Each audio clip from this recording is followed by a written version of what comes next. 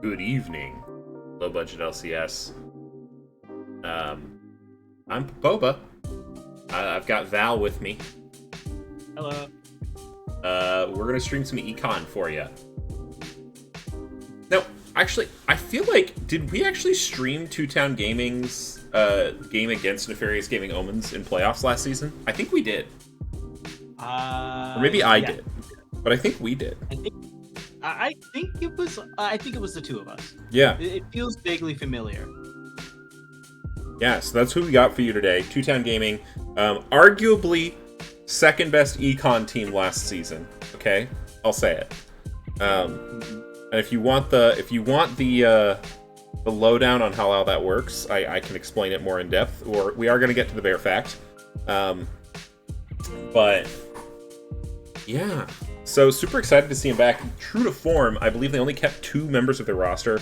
Blanco Mamba has moved on. Do you know what team Blanco Mamba's on now? We just watched Blanco Mama Yeah, play I was gonna on say, League.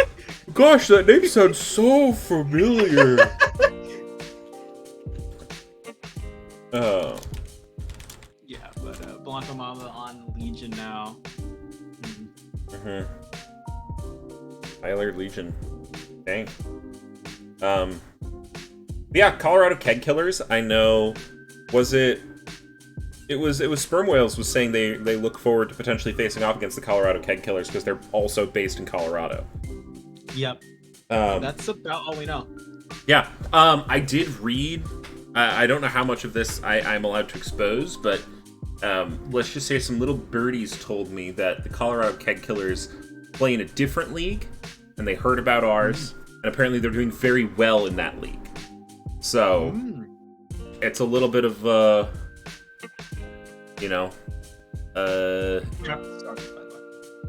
TTG's very strong, but Colorado Keg Killers, they're unknown, and they came here for a challenge. Yeah. Exactly. They did lose last week to the Goblin team. Yeah. What is their team name? Is that the Goblin Doggy team? Bone Goblin Zone. Yep. Nice. Gotta love a Goblin Zone. Gotta love some goblins. I'm loving the Goblin theming. I actually haven't been able to make it to too many streams, so I don't know how. Oh, you don't know if he's been super hard. Yeah, is he just only talking in goblin speak? Well, the first kind of thing he came in was he's kind of like a mean guy. He took away our That's true. He's kind of in his villain arc. Yeah, he put us into jail. So I think that's kind of been his vibe, and I think it's influenced by the Goblin. I think it's a side product of the Goblin stuff. Yo, Rescued hitting us with a sub. Thank you so much, Rescued. Rescued's been here forever. Ever since Schmecklegate, the real-life documentary of what goes wrong when you let the wrong people handle your schmeckles. Which, by the way, we need a Schmecklegate too. It's been too long. Okay, hold on. I have to check the user list. This is really important. This is You're just making sure Mighty's not here? No, it's not Mighty. It is someone different that I need to Someone make different? Okay. Oh no, we've got some drama. Praetorian isn't here. Okay. This is important. There was a Schmecklegate 2. There was a Schmecklegate 2. People don't know this, and I'm starting to lose my mind. Yes, it happened years ago. When I tell you, I can tell you to the date when it happened. There was a Schmecklegate years ago that nobody knows about because to the point where people are like, we need a Schmecklegate 2, and every time I hear it, I lose my mind just a little bit. So what you're saying is we need a Schmecklegate 3. I don't know if we need one. I think we need to expose Schmecklegate 2 before we get a Schmecklegate 3, right? Well, you know what I mean? You're the resident reporter. I'm going to take a brief pause here to talk about the draft, because the draft link didn't load for a bit, but we are here now. A lot of ADCs banned away. I believe, actually, let me make sure these logos are right. Nope, they're wrong. Hang on. I'm pretty sure they're wrong. Or are they? I don't know. No, they're wrong. They're definitely wrong. Hang on. Honk. Honk. Yeah. Uh-huh. A honk indeed. Okay, that should be correct now. Should be moving on forward. Um, so Colorado Keg Killers banning out 280 carries away from Trixu, I think is how you pronounce it. Uh, yeah, I trust you with that, with all the pronunciations. I'm not gonna lie. I don't know. On the other side, we got a little Seraphine Senna action. I heard Senna's pretty strong right now. I was hearing some And it's whispers. not. It is the odd, very unorthodox. I saw it. I saw what it's supposed to do for like the first time today. It is Hmm. a AP Enchanter Senna. I don't know if they nerfed it yet, Oh. but I think it's next week. It is AP Enchanter Senna. What it is, you scale really well, and then in like 2 Qs, your ADC has their entire HP brought back. Oh. Now, that being said, I imagine this is just going to be normal AD Senna because it's paired with Seraphine. But if we get Enchanter AP Senna, then I'd say we know what to expect. Dang. All right. Yo, hang Hyler Gingy, I'm assuming that's what that is, hitting us with Yep. the sub. I believe Gingy was on Two Town last season as well. Gingy? Um, I I think don't so. I was know. looking at the rosters earlier. I got a deep dive now. We're so not talking Yeah, about the trap. Kate Lux, by the way, very strong bot lane. Going to be interesting to see how many yeah. turret plates they Also, can like get. set. Such an early picked set Yeah, is really, so. it means it's probably like something they really don't want to give up. So I'm excited to see what happens top lane, given that.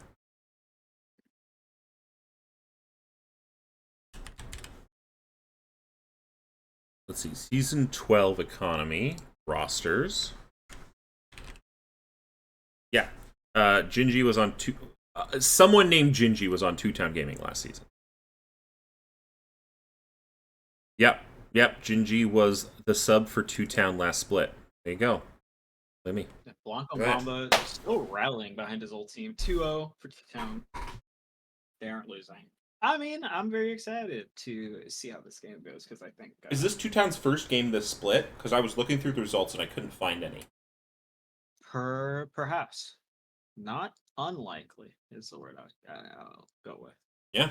So we got Two Town Gaming coming out with their first game of the split. Colorado Keg Killers looking to rev it on up after a little bit of a perhaps slow start. So there was a bear fact redeemed, so I want to get back to that. Don't think I've forgotten you, Luffy. Um, your bear fact for today is that polar bears hunt seals by stalking their breathing holes. So they know the seals need to go down every 5 to 10 minutes. They wait by a seal's breathing hole and they just go ahead and get them. That is pretty smart. Mm-hmm. Apparently, they Well, also stalk seals that have a sleep-wake rhythm, and they've learned how to manipulate those rhythms or like track them. hmm, Oh my! interesting. It's being spammed in Oh, chat that that last pickup was I is don't think right. Shyvana, but is instead Rise. Mm, oh wait, hold on. I don't know if I've seen a Rise in a minute. It's a yeah. Instead of being a link pick, it is a. So it's set top. It is yeah. So it's Nefiri rise jungle, mid. No. The Shyvana's there. The Shyvana's the Shyvana. I believe it's the the blank pick for Diana. Carl out of Keg. No. There's a no pick on the side of Carl out of Keg Killers, and that's Rise, I believe. All right. Well, So I'm gonna wait then that's on the the Rise. prediction just until we see the Mhm. actual setup. Yep. But yeah, this is exciting. That's interesting. I haven't seen a Rise in a while, and I think Rise into Neferi will also be interesting. Yeah, I'm also curious. There was a conversation had in League General about Neferi's dogs. Actually, uh-huh. this reminds me. I don't know if um I don't know if the What's what I'm looking for? It's like the spread damage from Rise EQ counts as single target damage or AoE damage.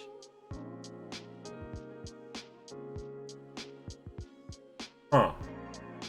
For what purposes?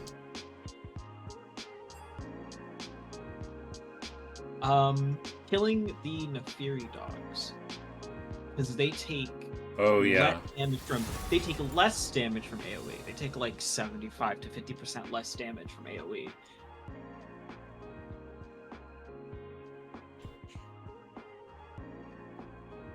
Nice. So I think that is very interested to see how that interaction goes, because it's going to be very important for come on. What's the worst that could happen? This lane and Rise, you know. I reckon. Yeah, for sure.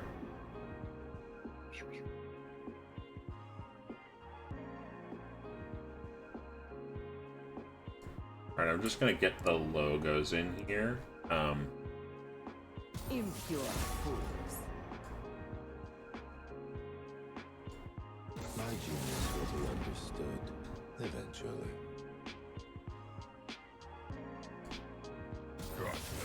Just so we know who's who and who's where. Pretty sure I got this right. What's wrong? Can't take the heat. Because holy cow, we just popped up to 90 viewers. Oh. Alrighty. What is that? Ready to watch it go down. Ready to watch it go down indeed. Jesus, 90 is crazy.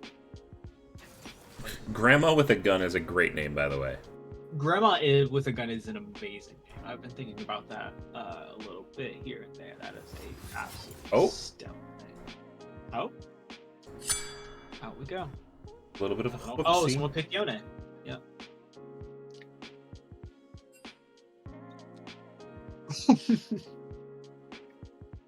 All right. Wait, do the views from the website count? Oh, because the website just went live. That's funny. So just double. That's what happened. That's what happened. Yeah, 50 people just clicked on the low budget LCS website link, which is now live. Big credit, big shout outs to El Ruffian, Thy Duck Lord, and Full Metal. Yeah. Yep, they are. Giga Chads. God's work right now. Fucking amazing. We're putting this together. And about 50 people just clicked on it. Spent a couple seconds looking around and then clicked away. That's actually very funny. Last champ on red side is Rise, but we're gonna get into the betting a little bit later, Roof. What's the worst that could happen?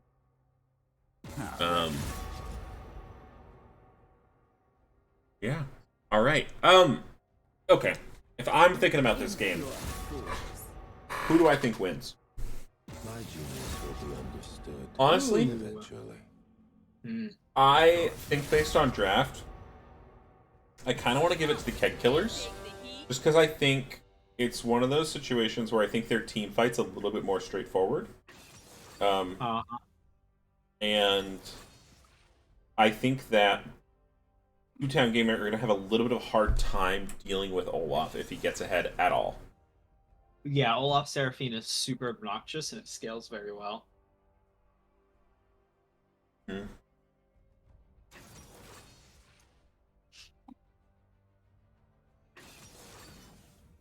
Why is that scary ground, Luffy?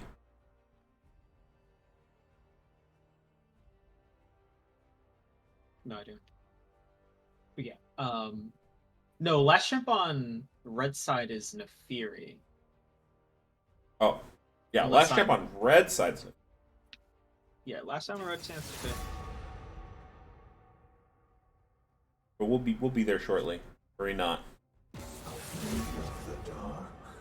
But yeah, I think Blue has a Colorado. They've got kind of the Wombo Diana Seraphine, and Then you've got Olaf to kind of whack, and Ryzen Senna scale really fucking well. So I think that's going to open them up to having a really solid game plan. Meanwhile, but thanks to the game from Lord, no, I'm forgetting their names. Who did we watch last week? High Alert Legion versus Sperm Whales. Sperm Whales. Sperm Whales last week taught us that high execution does not mean that does not have to be a bad thing. They can, I think, if this set gets because one of the things is set Olaf is a very funny lane because it is very coin flip, right? Yep. One of these guys is gonna die level 1 through 3, and the first 2 kills of this lane will dictate how it's gonna go for almost the rest of the game, or like almost inarguably. Yeah. And also, with the junglers that have been chosen, neither of them have the most significant impact early on. So, like, they can try to come and influence top lane, but they don't have, like, lockdown. So it's going to be very hard for them to influence that top lane. So it really is just going to kind of be on the top laners.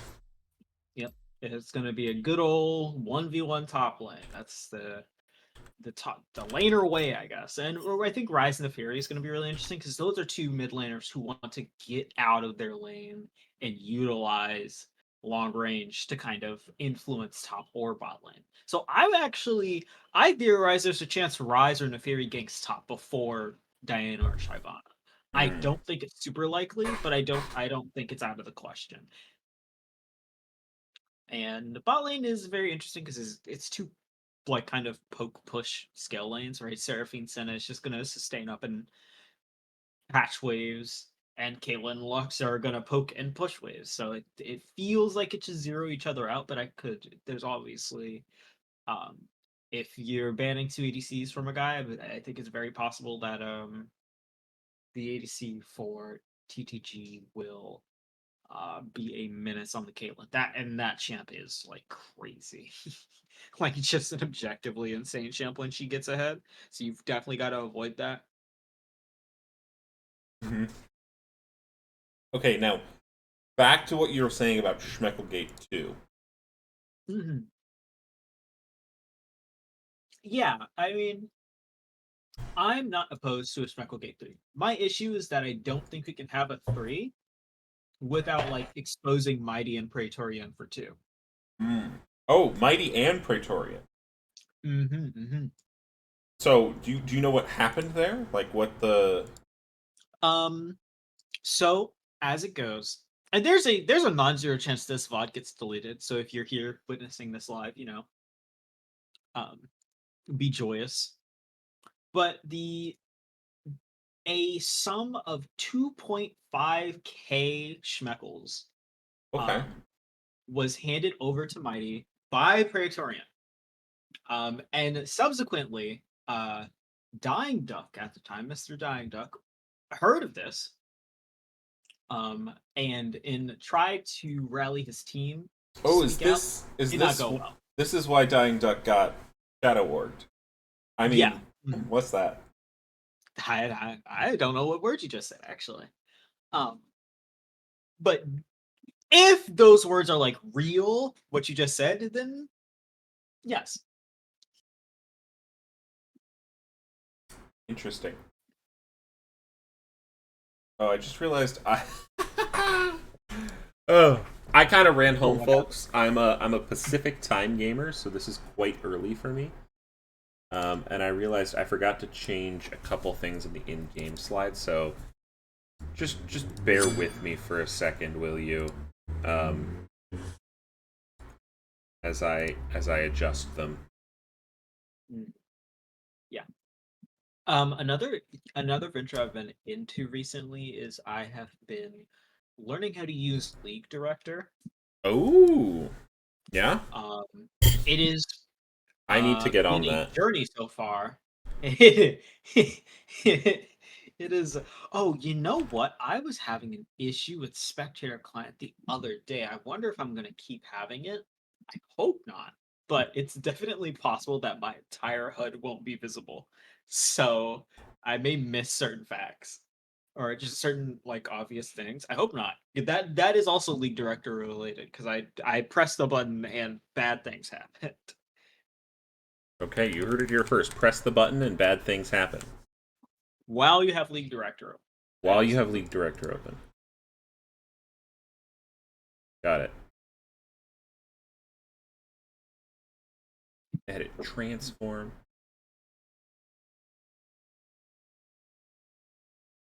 Oh, don't want to crop 7,000 pixels.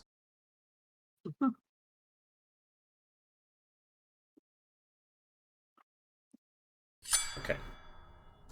Should be better. We are loading into the map.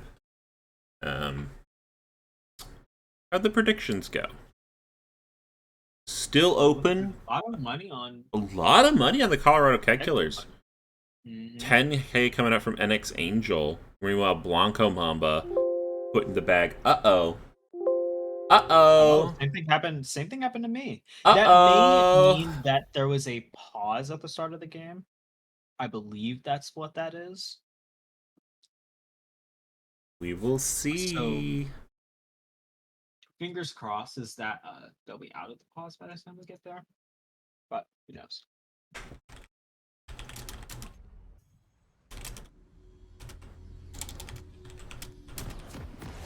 Okay, I'm hearing the sounds. I'm not seeing the sights. Okay, now I'm seeing the sights. Great. Love. Come get a glimpse into the belly. Alright, I am at 16, 17, 18, 19, 20, 21, 22, 23, 24, 25. Yep, I'm in. Ho, ho, ho, ho, ho. I haven't seen Nikai in a while. Glad he's doing He's been hanging out. You know, the whole thing with Sammy kind of put him off public appearances. Yeah. As you might imagine, but hey, maybe I just need to have Schmecklegate 3 be the kidnapping of the Count by Sammy Two Slap. Honestly, yeah. I think maybe we just need someone to come in who's all like fire and brimstone. Maybe it's Buggle. Maybe. And say like, okay, there's all these various offenses that have happened over the last few years. You know, who's gonna pay for it? Ideally, it's Mighty. All of it. Oh yeah, just all of it. I mean, he got the money right from the second Schmecklegate, and then he facilitated the first one. So I feel like, objectively, like he's the easiest scapegoat here. That is true. Mighty does do things poorly.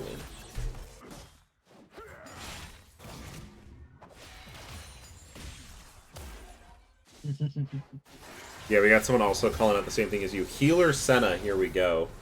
Does look like it is support Senna. Excited to see Sulfic taking a little bit of an early advantage here in this top lane. Which I think is expected. I mean... Sort of, right? If Olaf... Oh my goodness! Just absolutely melted. TTG Thor and Trixu getting the first blood on the Eggo Waffle there in the bot lane. Not what you want to see. Into the Kate Lux. Yeah, now we see actually a gank on the mid lane.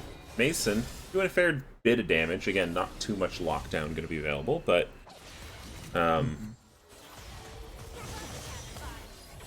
Yeah, we also got the Dino coming in with another sub. Thank you so much. Wow, we're getting up there with the sub goal, huh? Yep. I'm interested. Another interaction I didn't think of. Maybe there's some Nefiri experts in the chat, but if you as Rise, if you E a Nefiri dog. Oh, okay, we just learned. No, it does not spread onto Nefiri. I was thinking maybe that could be an easier avenue to get that root off, right? You eat a dog, it spreads onto Neferi, and then you can just root her. Yeah. But no. Not. Oh, Dingleberry. Oh. Now going to be in the mid lane. Grandma with a gun has to be careful. He's going to be found. Nice flash out, but the devil gets tagged up. Not too much more going to happen there, though. And the Dino's gifted a bunch of subs. Woo-hoo-hoo! Thank you so much, Dino. You know what it is. You're going to go to the Denny's in Vermont, talk to our buddy Todd. Pancakes are on us for you. And all the friends as Mason manages to hit a very long-range Q, throws in the second E. Sulfic not taking too much damage, but is still going to flash out. Mason going to flash forward, is going to land the Moonlight again, but Set's just a little bit too tanky right now. Yep, a little bit too tanky, a little bit too flash, but Olaf has his, what I honestly think is maybe the most important sum for top Olaf, which is the Ghost. Even after the nerf, I feel like it's almost mandatory. And Set has no sums, and Olaf's got the level up now. I think it could be a very interesting bout because I feel like they have very similar go signs, where it's like if Set can get that E stun, he's gonna absolutely take that trade, and if Olaf hits that first Q without having to kind of trade any HP for it, then he's also gonna go hard on that trade. So they're both prone to heavy trading, prone to fighting, and they get benefits for it, right? The more Olaf trades, the less HP he has, the more attack speed he gets, the more lifesteal he gets. Set, he gets the grit, gets the W, and then obviously he has, I believe he has like increased health regeneration, the more grit, and like, is it HP regen and like AD? I'm not 100%. I'm not either. I haven't played Set. Set gains health regen per missing health, but it didn't say anything about AD. Okay. Yeah, just more regen. Just more regen when you're lower. We're going to see Mason looking at the bot lane here. Does manage to throw an E down, but that's really about all. Root will land, flash away from the ADC down to the bot lane. Now Dragon, though, is going to be taken up by the team with the Shyvana, Dingle Bailey. We farming it up. And as Shyvana, you love that. Love a Drake. You love it even more because you didn't have to trade grubs for it. Yeah. So you got Drake, didn't have to give up grubs. And now you can go, you see Shyvana's beelining it straight up there to the grubs because you've got a top laner who can fight, right? You've got a Set, level 6 Set, and Olaf. Olaf does have to move. He's going to be seen by Grandma with a gun. One grub goes down, but Dingle Bailey is going to be half health here, taken a little bit lower by the grubs, and if Fury's coming, ult's going to be popped. Dingle Bailey on the side still, but now Zubs finds the angle. Olaf's looking for a dragon. Grandma with a gun has to run, but Grandma with a gun is going to be A-okay. Now the Devil King's going to be incredibly low. Does not get the flash over the wall. However, Set takes Grandma with a gun and back slams her into the crack in the pavement. Neferi is able to jump over the wall, but now Sulfic might be the target. This has been a very drawn-out fight. No mana here for the Olaf. They're going to be fighting the Set. Ignite is going to be dropped here. Haymaker takes him out in the core of the zone. But the Devil King maybe went back in a little bit too early. He gets taken down by Mason. However, I don't think anyone can survive this Set right now. Sulfic picks up a double. Yeah. I mean, picked up the double, picked up all 3 kills in that fight as well, was able to get the rise, too, at the start of the fight. And in the end, Shyvana gets to walk right back to those grubs and probably take all 3 with Diana now beelining back, but I don't think she'll be fast enough. And I mean, that was kind of the telegraph play. I mean, we could kind of see how that could have ended, because Olaf, from the start of the fight, had low mana, right? Never had enough mana to ult during the entire thing. And that was kind of the catch. So a big fight for Two Town, getting that edge and getting a big lead. They've got the first Drake, they got 3 grubs. Oh, level 6 now. Shyvana's coming in the mid lane, but we are going to see a root in the bot lane first, and that's going to be a lot of damage. However, Seraphine not going to be used. Grandma with a gun, running away. Procs the phase rush, and I think just gets to run out. Man, wow, the king. I cannot believe Rise could just walk away. Yeah, we didn't get to see what happened, obviously. And oh no, there's waffles. Oh shit, the waffle cam isn't visible. Hang on. Oh, We're at enough of a lull that I can rectify this. It sometimes happens. I don't know why. Yeah. Waffle should be there. Dude. It is Seraphine and Senna keep getting caught. I think Senna. Okay, well, I was about to say I think Senna's about to die because I thought she was gonna get hit with the E. I think it is the big circle from Lux, and then get Caitlyn. Yeah, he is big circle. But that is not what happened. Don't worry, Sammy. I got you. We got the waffles on deck. Of course, we got the waffles on deck. And we talked about how this top lane matchup was going to be one to watch, and Set absolutely has gotten the better side of it. Oh, that's bad. Yep. That'd be Lux. That is Caitlyn Lux. All it takes is one piece of CC, and you simply lose all of your. A little bit of team synergy. Mason does have the ultimate though. Rise coming in too, flash in, get them down, and now here comes Grandma with a gun, and Grandma with the gun gats him down. Double kill for the Rise. Dubs is up a level and has a big wave, and Set has no haymakers. Get this wave in regardless, and we'll get some nice poke off, and we'll have to worry about tanking the dead lane.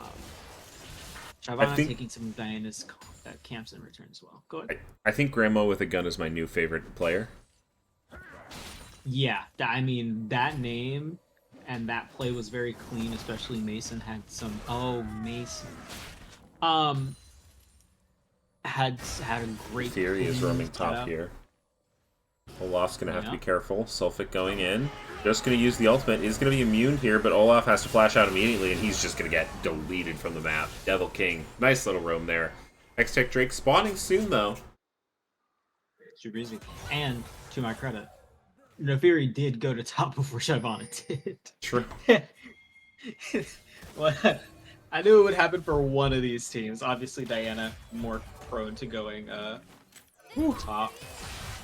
Oh, that's a great flash forward, but Seraphine ultimately going to use it the other time, but Ego can't do anything here. TP is coming out from Nefiri. Ego's going to be... Ooh, nice flash! Ooh, Demacia! Woo! Little sidestep. Wow. They're going to lose the Drake, but Ego playing it cool, keeping a hold on their life. Not even close. not even close. Ego, some fancy feet, quick thinking. And I mean, that's just kind of the quick thinking you need right now, right? You want to avoid like getting hit by these lethal pieces of CC, because the less you die, right, the longer you go without giving Caitlyn more gold, the more time it is that you have to kind of catch up. And we are seeing the without like damage Senna come out here for Ego, which I think is the right option, right? Because you and Olaf are the only sources of AD damage, right? And Olaf isn't a consistent source of AD damage in the sense that a lot of his damage is going to be going on to Caitlyn. He's going to be trying to get onto the back line. Whereas Senna is mostly going to be autoing the front line. Face checking is never going to be fun. Mason trying to do the damage. Gets a fair amount onto the Devil King, but... Ooh, and Kate Lux. Just can't move. Nope. There, I mean, the execution for Lord Thor and Trixie is peak. They're doing very well, because it really does feel like get hit by BCC, you've earned a death, right? And they are playing it perfectly. They're kind of forcing Caitlyn, Seraphine, and Senna into these choke points. You know, this is how I know I'm a Maniac Olaf player. I'm taking that trade.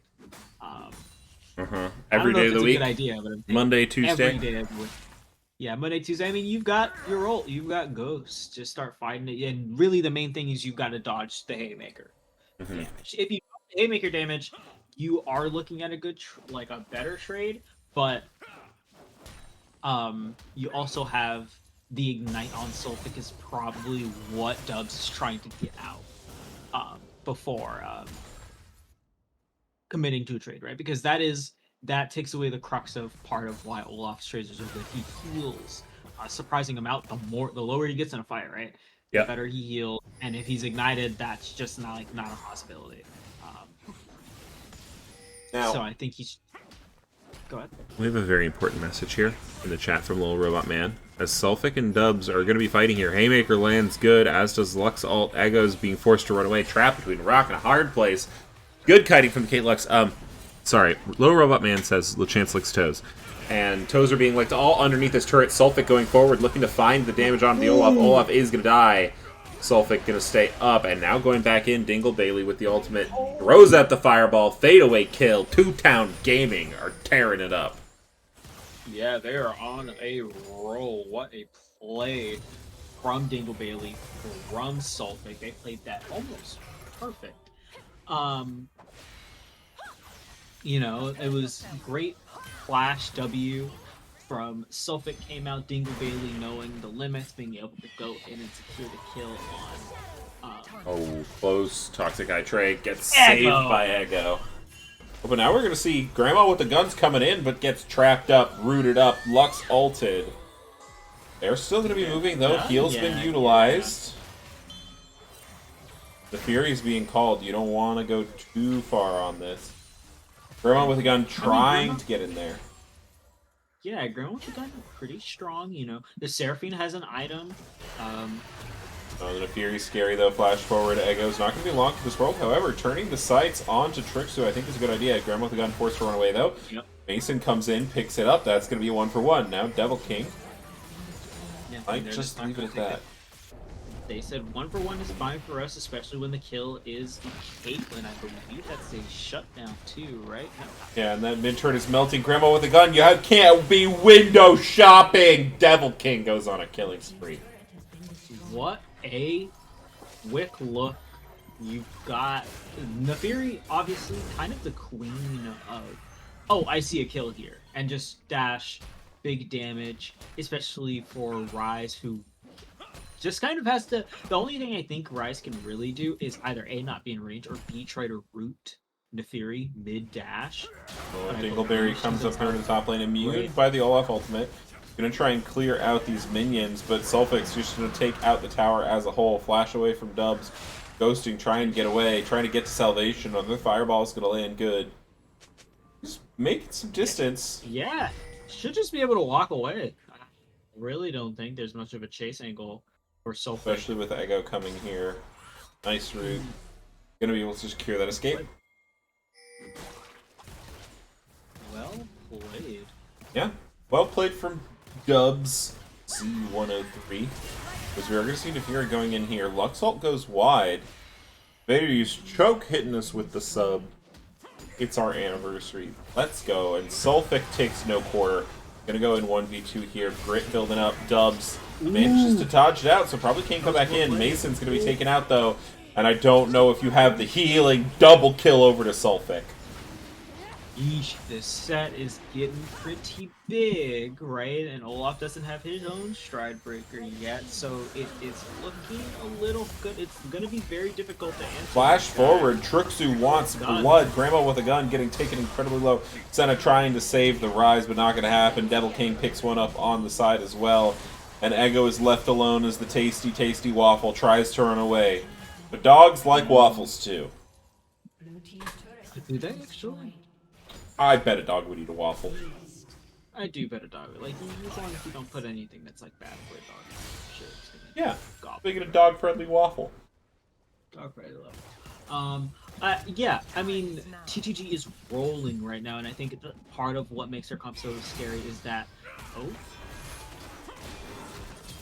These are just strong when they're ahead. There goes the settle.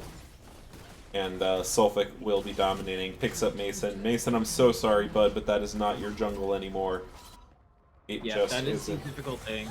Difficult thing to do as a jungler is walk into your own jungle, especially right after Sulfic just pushes in the top lane. And I think one of the Perhaps things gonna be found. That's okay. Not lethal. Not quite. Yeah, not quite. Mostly because I don't think Caitlyn got any autos and didn't want to overcommit with the Rise so close. But one of the hard things about it is that when a piece of CC has been comp from Caitlyn or Lux, you have Shyvana's Sylvan's supercharged E's, her supercharged fireballs. You have Neferi like a ballistic missile. And it's almost always a 4v5 because you've got Olaf kind of forced to match Set in the side lane.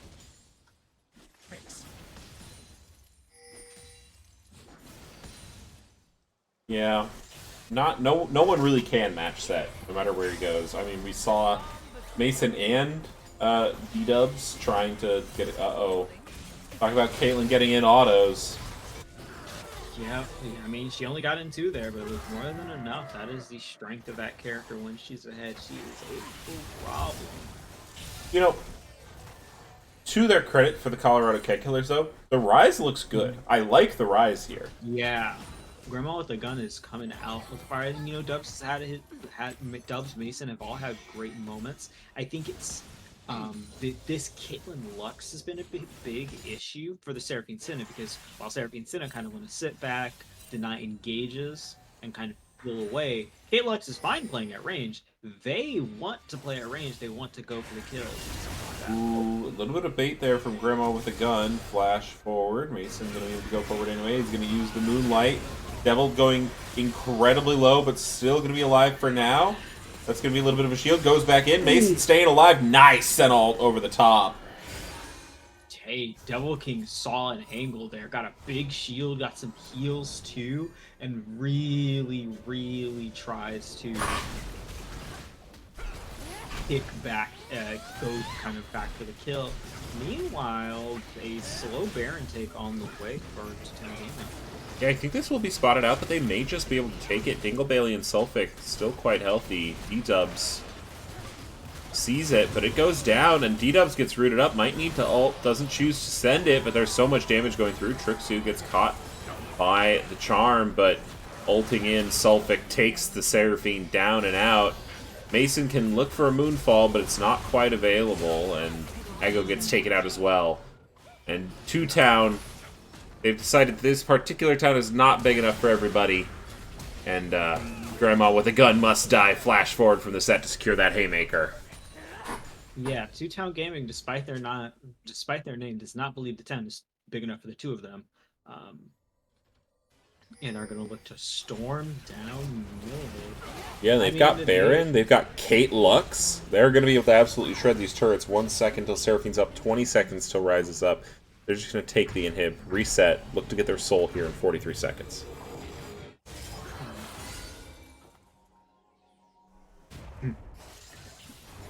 Yep, I mean, Grandma with the gun is probably the avenue. Grandma with the gun and Mason both have been pretty strong this game. Yeah. But I think they're going to be playing around that, and they're going to be playing around Senna. You know, getting these soul hit points. And looking for that big Wombo team fight, right? It's yet to quite happen. I don't think we've seen Seraphine and Olaf in the same fight yet, so that's a variable we don't know about. They're mainly got to look for a clean. I think they're going to be looking for a clean, maybe not a clean front to back, right? Because you don't want to give Kate Lux the opportunity to land all that poke. Maybe you want Olaf coming in from a side and Seraphine throwing an ult towards him that happens to catch a few members of the opposing team. Yeah, using the Olaf as a little bit of an ult extender. Don't hate that idea. Now, also, let's talk about some scaling. You've got Senna. If you wait long enough, you just win the game. Yes. I don't know how long 2-Town is going to wait, though. They've got a root on Caitlyn, but not able to... Yeah, nice little buffer there.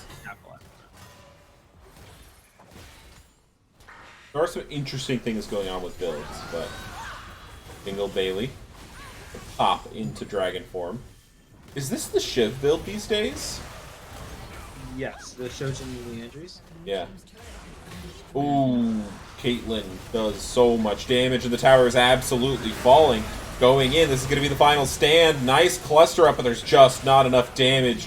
Trying to stay alive, D-Dubs is taken down. Echo is left alone. 2-Town Gaming take down game 1.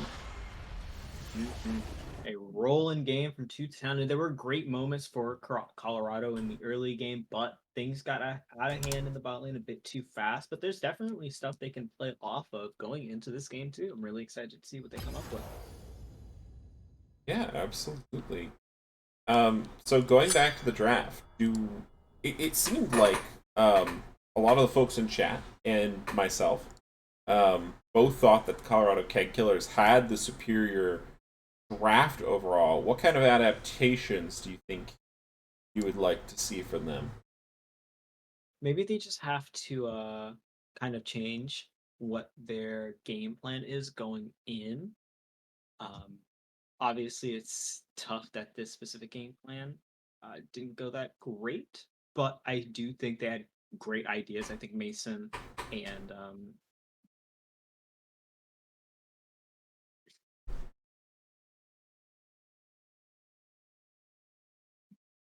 Yeah, I think Kate Lux was a huge issue, right? I wouldn't be surprised. I mean, they already committed 2 bans towards that ADC, so I wonder if they let the Jinx through. They think they have an answer for the Jinx. They think they have an answer for the Vayne. Not entirely sure, but would love to see some adaptation on that end. Maybe they play something a little bit different in the bot lane. I noticed actually they were going lethality Senna instead of the AP healing Senna that we were discussing. But yeah, I think Town just laned it up real good, and by the time it wasn't laning phase anymore, was all over. In any case, though, yeah, absolutely excited to see game 2. Competitive series. Both sides had shines. Grandma with a gun coming in with that Rise ult combined with Mason, I think was a huge highlight for me. So, certainly still have life. Also, someone earlier said that we should stream this in the cooking category since I'm making waffles. that'd be pretty good. I think we should do it. I think we should figure out how to change that one up here for next time. In the meantime, we are going to start and get ready here. Game 2. Figure out what sides we're on. What did everyone else like about the game? Chat, what do you think?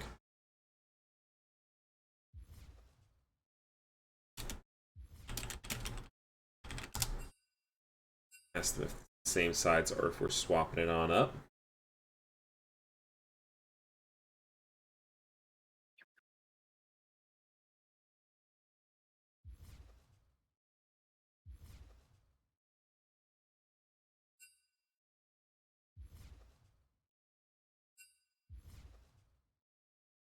LBLCS is live. LBLCS is live. I'm just looking at the website here. Yeah. Oh man. We can probably have a thing. Well, I don't know. I don't know how hard coded this is, but there's clips playing. There's a couple of really famous clips that I'm familiar with that are being played on the website in the background. And I'm wondering if we can have a reward thing where it's like your clip put on the website.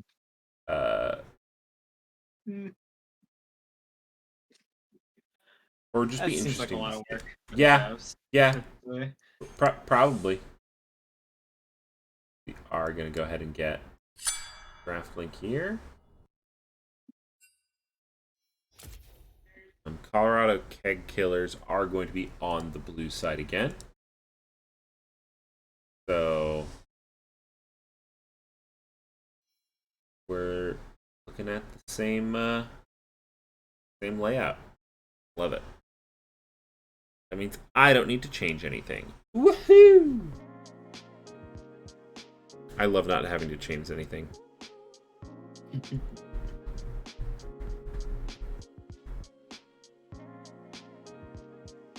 So good. NX Angel losing half their schmeckles. That's a rough one. But you can get them back. You can always get them back. Believe you me. I've Yep. gone from rich to poor many a time in the Schmeckleverse. I've always been vaguely rich. Yeah. Maybe not rich as others, but I don't know. I seem to recall you being pretty darn rich. well, okay. I was rich um by like season 8 standards, right? Mm-hmm. Season 8 I was rich. I will admit that. But like see after season 8, right? I cut my losses. I was like this is a small fortune. I can walk away with this. I had like 89 like 90k schmeckles. But at that time I just stopped betting. So I didn't, people started getting into the 100,000s, 200,000s, and I was like, oh, that's a lot of money. I don't have it. I'm just at a measly like bare under 50k. Oh, So dang. yeah, I'm just chilling. I don't have a bunch of money, but Yeah. I'm happy with my wealth. I've got a decent amount of schmeckles. I've spent so many schmeckles. There was one point where we were trying to deflate schmeckles, and it was like a ridiculous amount of schmeckles, like 90k or something. And you could coach one of the teams for this ARAM tournament. Oh, I remember this actually. Yeah. And I ended up dropping that 90k schmeckles. So even though I have 168k schmeckles, I spend those bad boys. They're not just for looking. I can just never bet. I spend on rewards. I just can never bet. Because, gotta keep it clean. I can't have a role in writing the script for who's gonna win and bet. That's just unethical.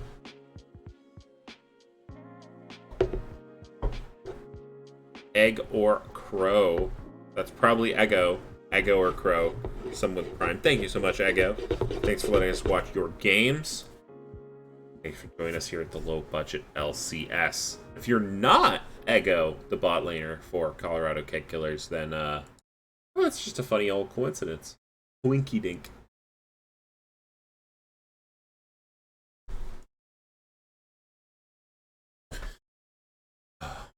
So, what's happening in Pro League right now? Because I am so tuned out. You got any hot deets for me? A very funny situation in LEC happened today, actually. I'm sorry. I just saw Eggo's chat. Yo, Dino, you can get a waffle for the gifted. Absolutely. that message brings me great joy. But so today LEC had their loser semis finals game, which is essentially like the lower bracket top 4 game between BDS and G2. BDS just lost, I think, like 3-1 or 3-2 to Fnatic, and G2 had just lost a 5-game series to Mad Lions. But because of the new LEC system,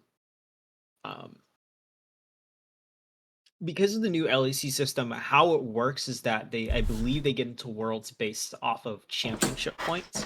Right. It's not like who wins the bracket. It's like who has the most points from winning the brackets. And I believe, and someone can correct me wrong if they know the LEC format better than I do. I think it's very possible. I'm quite stupid.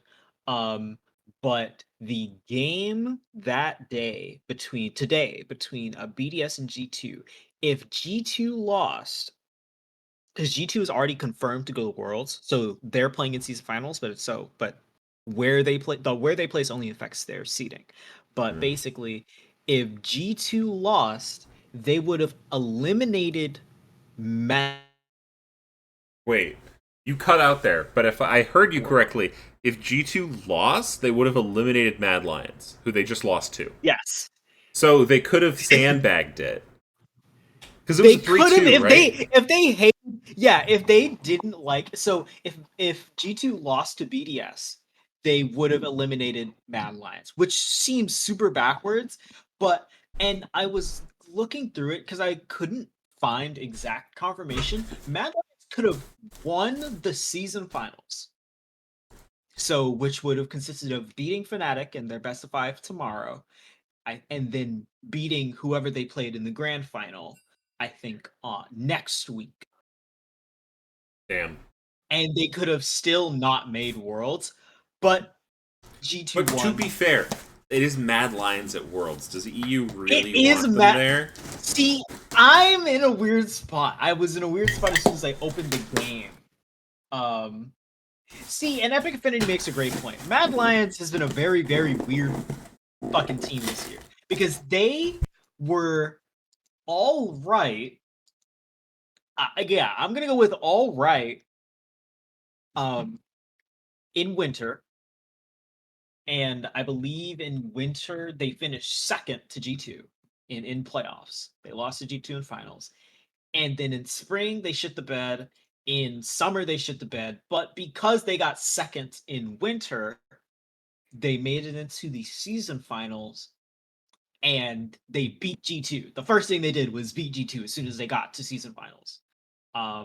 So I'm a Mad Lions fan, by the way. So I'm speaking from like a technically biased standpoint, but like I going into the BDS G2 game, I was like, I don't know if I want G2 to win or lose because on one hand, I want to see my team get to Worlds. On the other hand, I don't want to see Mad Lions at Worlds. All they do is hurt me. So I was in a weird spot. And completely random, earlier in chat, Trixu came in and said, please leave my vein open.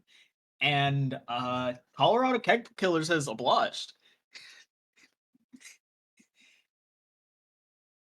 I muted myself. Sorry, I was opening my hummingbird feeder that got here. Also, a couple things. Oh, nice. Hang on, I got a couple things to say here. The fucking dino. I don't know which speech you want, so you're getting both. You know what you're gonna do? You're gonna go to the Denny's in Vermont, talk to our buddy Todd. Pancakes are on us. Syrup costs extra. Or if you want to see me make waffles with the Cuisinart double Belgian flip round waffle maker, I'm not sure if that's what you wanted. The Cuisinart double round Belgian flip waffle maker is an excellent waffle maker that will spit out waffles as soon as you want them. And then last but not least, yeah, we're gonna see the Lux picked up again. Maybe not as good. Maybe that's mid lane actually. Yeah. Could be either. And also the fucking dino. I tried to show it to camera. Don't know if you caught it. The waffle batter scoop is a dinosaur. The little. Well, I think it's called like Nessie, so I think it's more like Loch Ness Monster. But let's be real. If Loch Ness Monster is real, it's a dinosaur, right? That's yeah. I was gonna say it's a dinosaur for sure. Yeah. That's what we are. That's what we do. God, now I want to book a flight. You know that flights to Ireland are really not that bad, and the UK in general. Really? Oh, no, I didn't know that. They're like it's like $500 round trip. Which is like I pay $500 round trip to go places in the US, right? Yeah, I was like, it is nefarious how much you have to pay to go on just like normal trips in the US. So now I'm like, hey, maybe instead of going home for Christmas, I just go to the United Kingdom and I go Loch Ness Monster hunting. You know?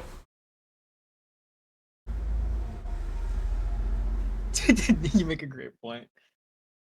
All right, we are going to see Garen, Mr. Spin to Win, going to be picked up here for 210 Gaming. A little bit different there from the set. Set, however, is going to be banned. Mordekaiser going to be the response from the Colorado Keg Killers. Now, Colorado Keg Killers, I think they're putting a lot here onto the Zeri. They went with a little bit more of a traditional bot lane last time. Now it's a little bit of an aggressive bot lane. So I think whereas last time it was sort of top to watch, I think this time we're looking a little bit more closely at the bot lane matchup, especially since the bot lane matchup did go a little bit one-sided last game. Vex going to be the pickup for the mid lane. Yeah, I'm actually really excited. Really excited to see how they play this because I love Vex Nocturne. I love Vex Nocturne. That is those two are a nightmare to play because lights go out, a shadow flies at you, and then a different shadow flies at you. Very thematic. And you take a lot. Yeah, right? Nocturne Mordekaiser Vex does feel like really gloomy, shadowy darkness. Yeah. Now the question I think here is that Aurora mid? Or is that Aurora support? I think we can probably rely on Aurora mid. But it does seem like a bit of a difficult matchup into the Vex, so maybe they Never will pick a last fight you second can't flex win. it to the support. I wouldn't be surprised by that. I reckon. Yeah, could do. For all you degenerates, What's the worst that could if we lose, Grandma with a gun coming into the chat. Grandma with a gun on the team Colorado Keg Killers. Just for context, if we lose, it's because I just slammed 4. I'm assuming that's 4 whole kegs, and I won't hear any different. I think it could be 4 drinks. I think it could be 4 beers. I think it could be a 4 loco. I think all of these things are possible. Colorado Keg Killers have definitely made me laugh the most I have during a cast. Colorado So, Keg Killers, very, very good team with the humor. Grandma with a gun, my new favorite player. Actually, you know what? Well, okay, here's my problem. So, okay. I'm gonna hunk Grandma with a gun. It's like a, but like you want to say grandma with a gun. But right? I want to keep saying Grandma with a gun because the name's so good. Grandma You with a know? hunk? No. The hunk, comma, grandma with a gun. I think is the logical option. The player Right. formerly known as Grandma with a gun, now known as the hunk. Yeah, I think every single call out, yeah. I think that's good. Sorry, I think what I'll show. The hunk formerly known as Grandma with a gun. Yeah, Yeah, that's good. I think that's the every time I want to actually- talk about Vex, I have to say the hunk formerly known as Grandma with a gun. I think that can work. I'm gonna forget. Are you Just like to chat to Papoba as well. I'll finish 2 more before game starts if it means I get to be your favorite player. I mean, you already have that right now, so you don't like need to. If you want to, I'm not gonna stop you. This is LBLCS. One team is, you have Two Town Gaming who are, I won't go with straight lace, but they are a team that like is about their business. And Colorado Kid Killers over here, doing what they gotta, slamming drinks. I love it. I love it. You gotta slam the drinks. Yeah. That's like, I mean, that's who we are. We're the low budget LCS. We play League, we slam drinks, we eat waffles. You know, we go to Denny's. That's all you can really want in life. You have it confirmed here. Yeah. Slide it on over. See, Colorado Keg Killers going up against Lux Support. We're going to be in the lane.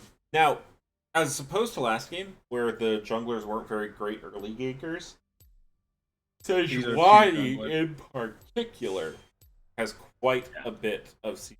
Now, Garen's going to be the only person assisting her in terms of rocking her passive, so I might expect the Sejuani to go top, especially 6, while Mordekaiser does not have that ultimate. Nocturne can have pretty solid impact, 6, but has to get a little maybe creative with the ganking angle. Make sure you get on top of it. But still can have quite an impact with damage if you do manage to get there. I'm level 6.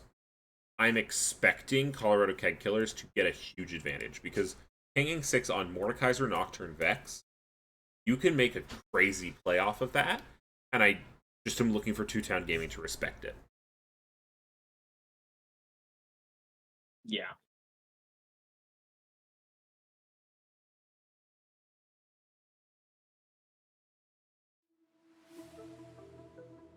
It's kind of, okay. Like it. That. We got a couple fans for Grandma with a gun. Degenerate gaming out here for sure. Grandma with a gun. between game 1 and game 2, as far as I can tell, has slammed 6 drinks. It's pretty impressive. It is pretty impressive. It's... Or 6 whole kegs. Sorry, I should say 6 whole kegs. Also, hang on. I got a bone to pick with Colorado Keg Killers. Okay? How do you call yourselves the Colorado Keg Killers? And then not play Gragas every time it's open? You know what? That is a good question.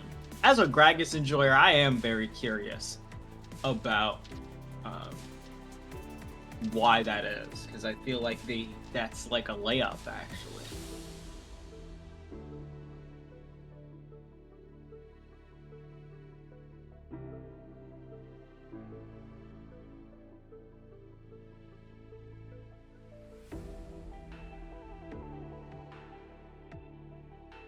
Absolutely.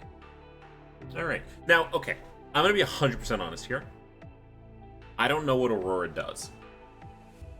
I know she's got some circles. I know she's got an invis. I've heard her described as AP Vayne. I know there's a dash. There's some lines that look like they're AoE. But that's about all I got for you. So, do you have any more Aurora knowledge that I should be aware of as we get into this game?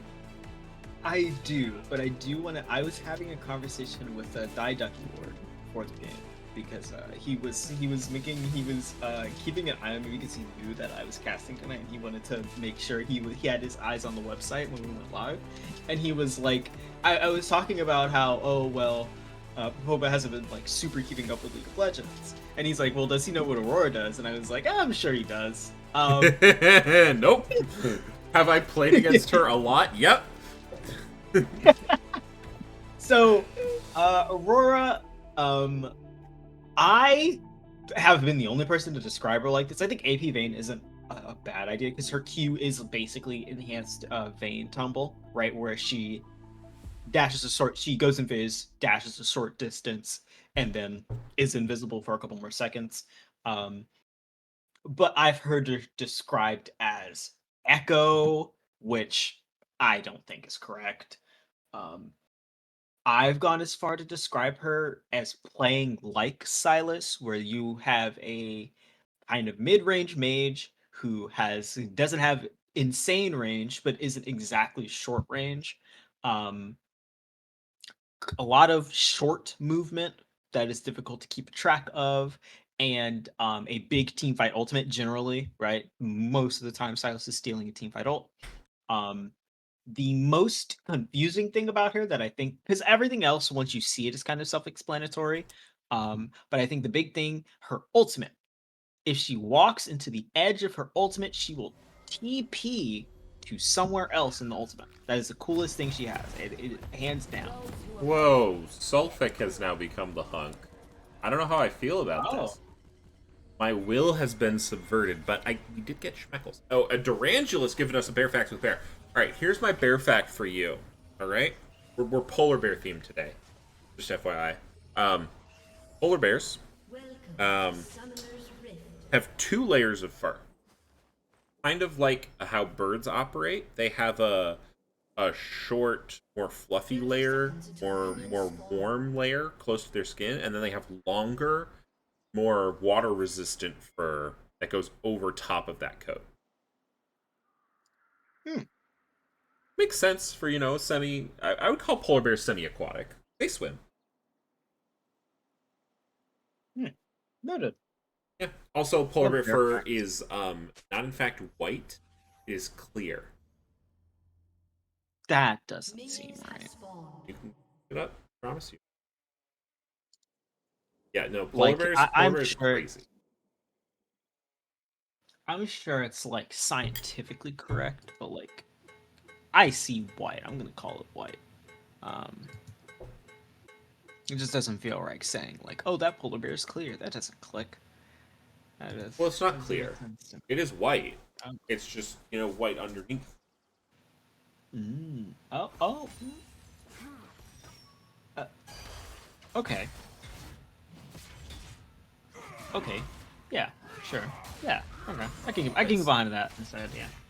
So, looking at the padding here from the junglers, Sejuani is not going for an early top gank, unless Sejuani wants to go after doing routes. Looks like Sejuani is going for a bot gank early on, which I think makes sense. Bot lane is going to be one of the lanes to watch here. Nocturne, on the other hand, did a little chicken start, so could be going for an earlier bot gank, but it's more likely pathing towards top. I don't know how Dubs and Mason would get on top of Sulfic. Maybe a little wave manipulation could be useful there, but overall I think Nocturne's trying to hit 6. But we're going to be watching the bot lane during this early game, maybe the mid lane. Okay, so what ability for Aurora is that? Was that Q, W, or E? I believe that was W. I actually don't know her abilities. Here, hold on, let me double check. Actually, Sejuani finishes That the was top quadrant E. and is now pinging top lane. Dubs trying to get this wave on the tower. Sulfic, still only level 2. Should ping soon, but here comes Dingle Bailey. Dingle Bailey going to be landing the passive. Going to be able to proc it themselves. However, close to tower. Dubs is going to be safe. Pops the shield. Yep. Good composure. Uses the Ignite. Ego taking a ton of damage here. Ego going to take one more shot. Trixu going to be able to pick up the... Actually, no. PTG Lord Thor 22 picks up the first blood.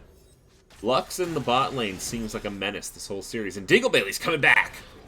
Back to the top lane. Probably going to be able to find the stun here. Flash forward. Sulfic wants the kill. Ignite going to be dropped. Dubs, though. Big shield. And the Ignite's going to take, but it won't find it. So many resources committed there from Dingle Bailey and Sulfic. And they just couldn't get D-Dubs 103 down.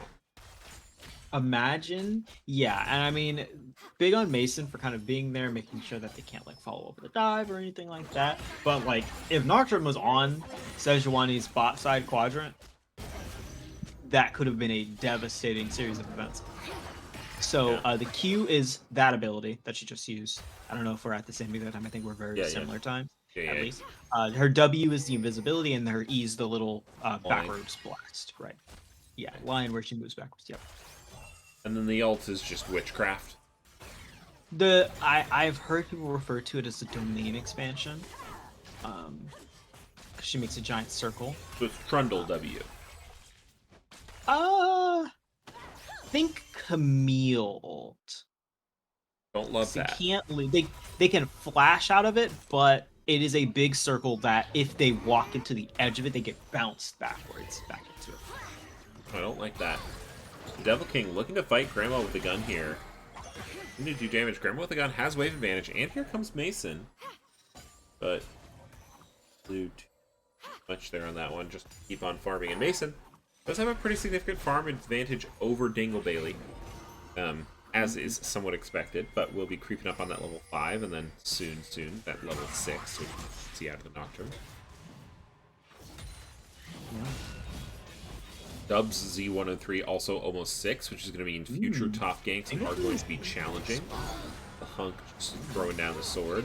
Grandma with a gun, no mana here. Yeah. Weird fight. Yeah. Very interested to see how this top lane goes, because right, Dubs had a couple of solid moments, but it was that triple kill that Sulfic got that really ushered him ahead. So I'm interested how Dubs does it. These laners are a lot less volatile, but we're going to see another... Dingleberry coming back top lane. Dubs not quite going to be level 6. Stun going to land. There are no subs available this time. Sulfic finally gets their kill. The Hunk. Yep. Well. And you were spot on in your prediction earlier, right? Sejuani's continuously going top because Ego getting condemned into the wall, getting rooted up. Flashing over the wall, though, but Trixu having none of that. Flashes over after him. Sulfic, Hunk now going to be pretty low. He's going to get feared, but has the Demacian Justice. Does not do enough. It got spell shielded. Oh, goodness. Wow, what a spell shield from Mason. I thought it was early. It was not early at all. It was actually perfectly timed from Mason. What a play. What a returning play to get a kill onto the Nocturne. Because obviously Ego outside the Lux is no fun at all, especially into the Vayne. So it's no surprise. I think obviously he's just going to look to make late game plays, and Trey is just going to be looking to farm up nicely. Yeah. Now, level 6 has been hit here by the Nocturne and Grandma with a gun. I want to see something happen with synergy here. I want to see these players sync up, find someone, find the enemy jungler, find the enemy bot lane, find the Vayne that we've heard so much about. That's where I'd want to go with it. I think that's what you got to do, because Trixie is clearly shown to be like one of those players that you have to keep an eye on all series long, and especially because of the lane matchup here. Grandma with a gun having a great time as Double King, because Aurora has like 2 dashes. That's like twice the passive procs for Vex, if I'm remembering how that works correctly. Yeah, Vex, anti-movement champion, into another, multi-dash champ. Gonna be feeling it good. Yeah. I bet, is Talia good into Aurora then? Probably. Well, Aurora kind of has the same struggles as Silas is, where she's sort of low range in a way, right? Yeah. She doesn't have a lot of long range abilities, so to say. Not so much low range, right? She's still range, still has a couple ranged abilities, but she's not a long range character, so she does struggle. Nocturne ult going to be utilized there. He's going to be on to the Lux. Gets condemned into the wall though. Flash for ult though. Not going to hate it. Not synced up with Grandma with the gun though, so we are going to have to see the Vex using that ultimate in a different fashion. Likely at this Drake fight, what I assume is going to be a Drake fight here. No Nocturnal, but yes, Vex ult means great things for... Yeah, Aurora has the inside track though, and Mason's got to be careful. That's going to be Glacial Prison, and Mason gets ignited. Mason's going to get taken down, and that's going to mean that, okay, here comes the domain. So we are going to see Devil King using that ultimate that we were so curious about. Grandma with the gun though, quite healthy. Going to be able to walk out of here. Yep. And Devil King is at an HP where you do not want to get Vex ulted. If she has the fear up, you just run the risk of dying. Yeah, absolutely. And that fear just came up, so connect Grandma with a gun. Fire off that pistol. Now, okay, here's an important question. What kind of gun does Grandma have? I think Tommy gun. Tommy gun. Like classic? Yeah, like classic Al Capone Tommy gun. Just like something absolutely old timey and like insanely destructive as well. So like an ATG. Oh, there's that ultimate. There's that fear, and that's gonna be Grandma with a gun getting out the Tommy and brat-tat-tatting the way down. Meanwhile, in the top lane, the Hunk throws down some Damashi and Justice for themselves. If that isn't the most Garen moment I've ever seen in my life, it is just realizing, wait a second, this guy's too low. Here's your free 502 damage. And I mean, that's the dangers of laning, right? And no, I'm not exactly sure. I'd imagine probably Rylai's coming in first for Mordekaiser here. I would really love to see Rylai's into the Garen, into the Aurora, into the Vayne. Restricting their movement is huge. So I think it'll be interesting, because this game's kind of shaping up to be mid-jungle versus the Garen in the bot lane, with kind of using kind of their side lanes as supporting roles in a way. Because you've got, on the side of Colorado Cat Killers, you've got the Alistar. Alistar is one of those characters where it feels like he, just has to suffer early on, especially into non-tanks, for the price of being okay. We are going to see Dingleberry going in here. Grandma with a gun being taken low, but here comes the Nocturne ultimate. Grandma with a gun saved by their shadow sibling, and now Dingleberry is going to be the one knocked up. Ego going to get that stun.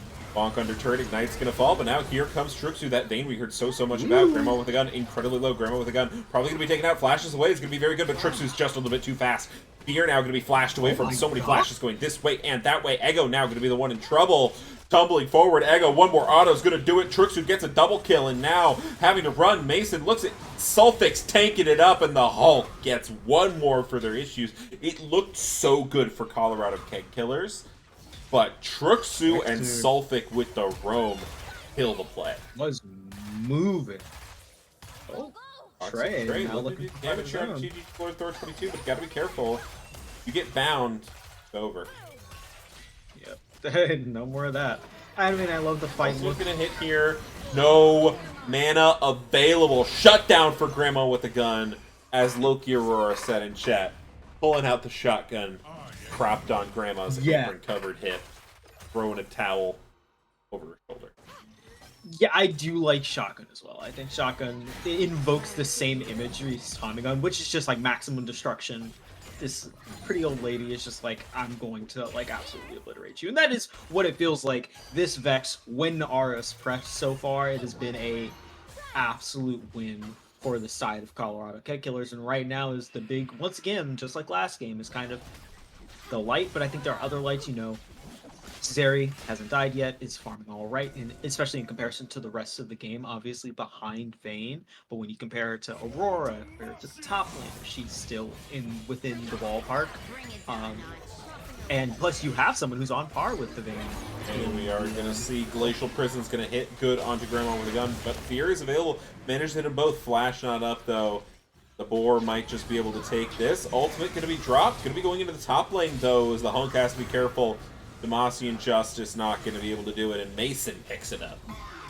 Yeah, great timed Fear, great timed Shield from Mason and D-Dubs, respectively. You know, completely denying a good Demacian, like a 1-for-1 Demacian Justice there, and getting the 1-for-1 across the map as well. That's the most important part.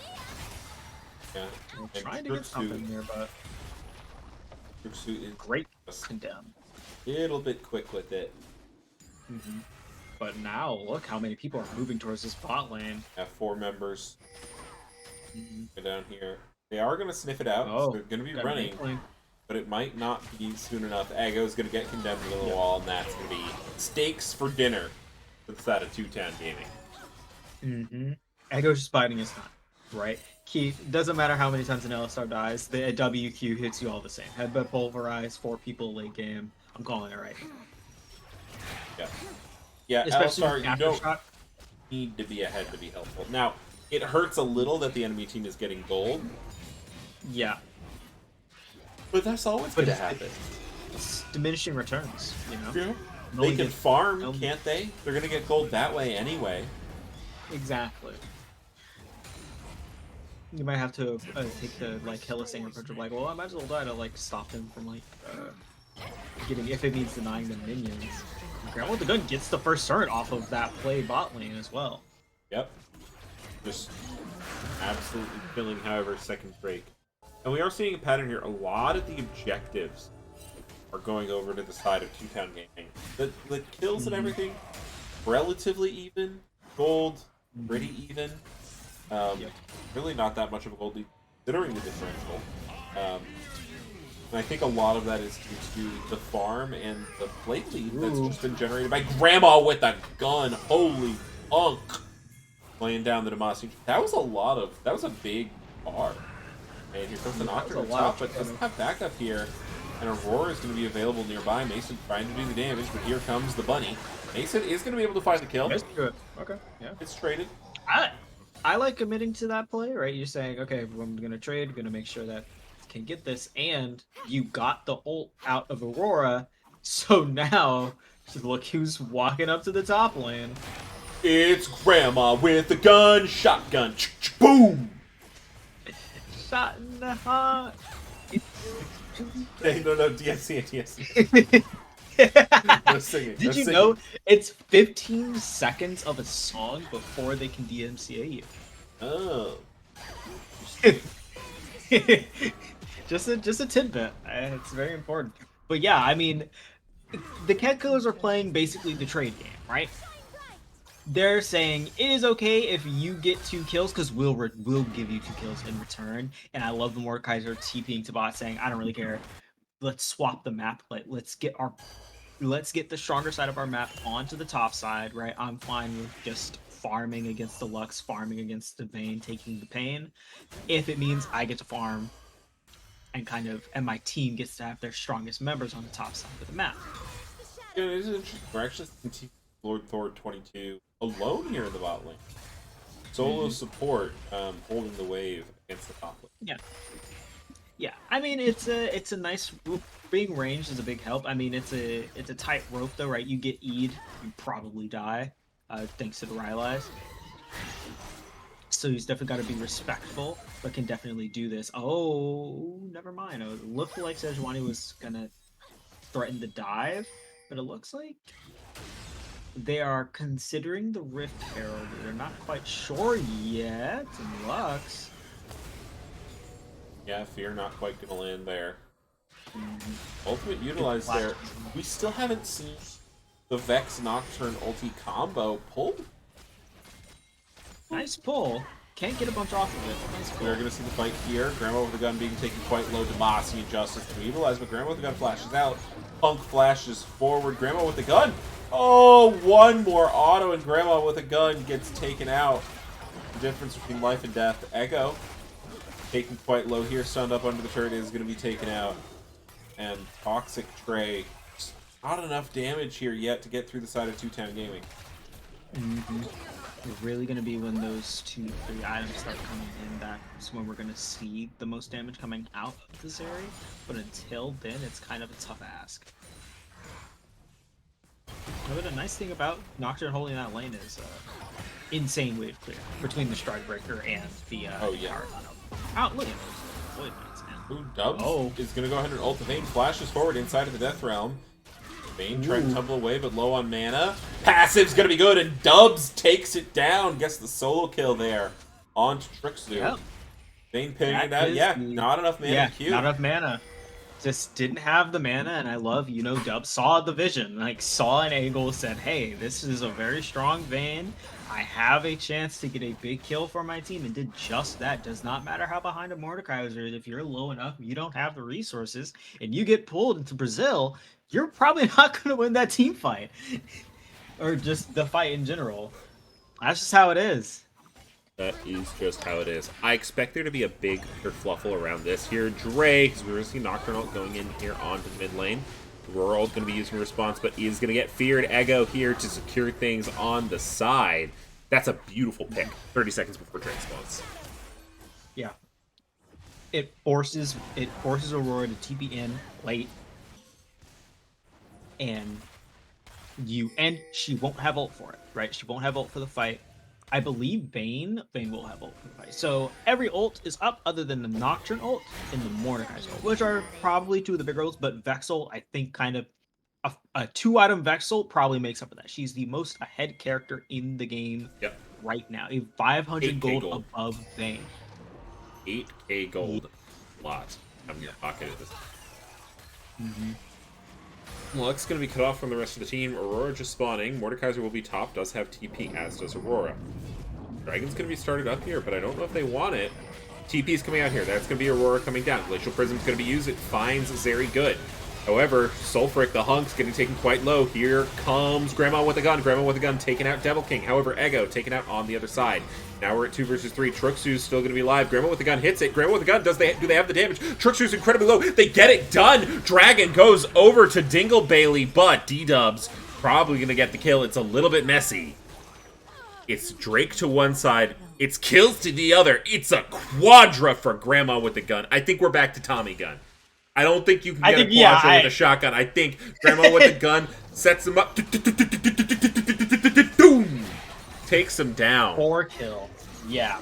Big fucking fight from Grandma with the gun. Grandma with the gun also had did something I would never do because I'm just like way too worried about the big Bought a gun.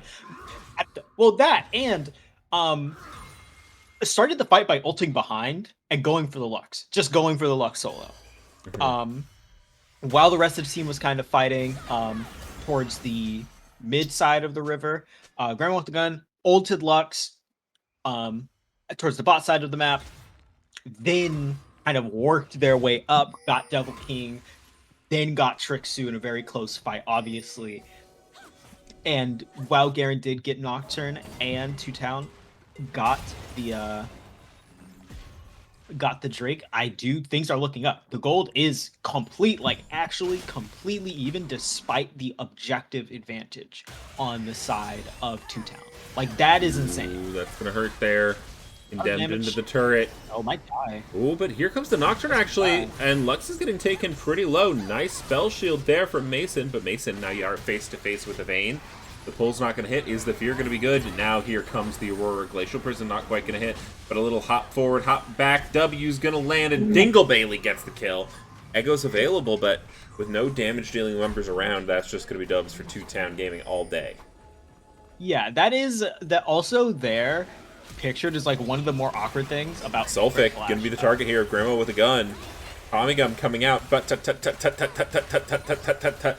Zeri's the one who more has a Tommy gun here, but it's fine. Yeah. Don't worry about it. Flash is over the wall. Oh. Looking for the kill. The hunk going to be taken out.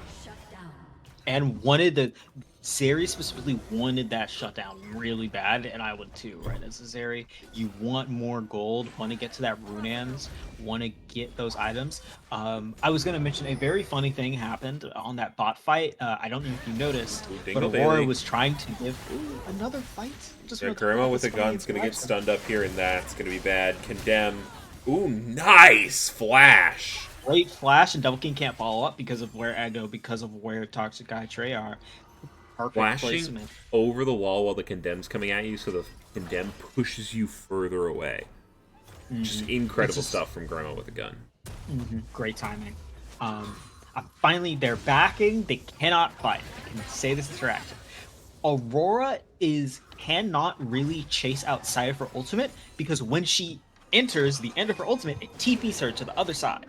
And that's what happened in bot. That's why Sejuani was able to get the kill and not Aurora, because she tried to follow Nocturne out of the ult follow Mordekaiser out of the ult, and instead got teleported backwards. Can you voluntarily drop ult? I'm not sure. I'm sure someone in chat knows, but I'm not 110% sure. Because I'd imagine, but I don't think so. I think that's kind of like the drawback, right? Where it's like you have to press this ult in a team fight that you know is going to stay where you've ulted. And isn't going to like end in like 2.5 seconds, or it's not going to turn into a chase situation, right? They just kind of have to respect, really have to be on point on where a fight is going to happen. Yeah, chat, let us know, can Aurora cancel her ult domain? I would imagine she can. She might not be able to though. Just because it's huge. It's like so big. It is big. I just feel like it would be really bad if you accidentally use your ult and then you're getting chased. You're stuck. You're stuck.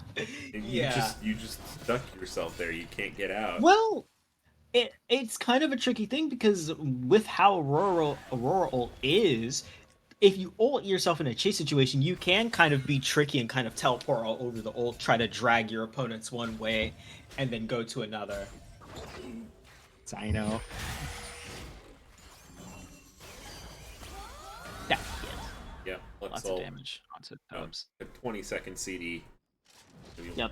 Whenever. I do want to point out, Colorado Keg Killer's gold advantage, I believe for the first time in the game, 42.7. Yeah. 42.4.